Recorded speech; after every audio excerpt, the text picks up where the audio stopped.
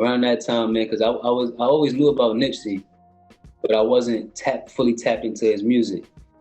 And my homeboy Marquand that I went to college with, he would always talk about him all the time. You know, every function, every event we went to, he would always talk about him. So I started listening to him more. And as I started diving into his music, it just spoke to me, bro. Like I'm talking about weeks, I would just listen to him morning and night.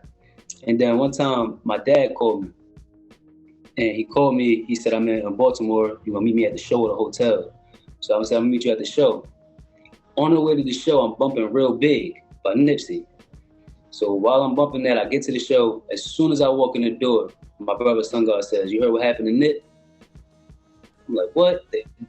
The music's playing in my ear, bro. The music's playing in my ear, bro. So I'm like, no, like that can't happen. You know what I'm saying? Like, now I feel the down in the room, everything. But I say that to say, yo, the way he attracted me from his genuineness, his hustle, everything about him, bro, that was what that's what I wanted to be my entire life. I always just wanted to get it from the mud. I never wanted no handouts from nobody.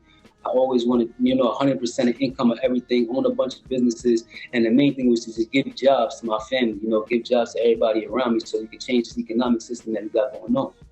And watching him do that beyond the music, that's what attracted to him so much within that like 2 weeks. So when he passed away, and I'm like, yo, I say I'll die behind this. I say, and this man that I idolize, right now, he really did it. And that's why I was just like, no, I can never feel like this again, because that means I'm just taking it for granted. So at that point, I just kept writing. You're definitely right. The industry definitely takes away the spiritual part of the music. But however, the way I would say to balance it, or I balance it myself, is you have to have morals and ethics that you'll just never break, that you'll always stand by. I feel like as long as you have a solid, list of what you'll never do, things that you just won't tolerate, some things that, you always stand forward, 10 toes, you don't fold.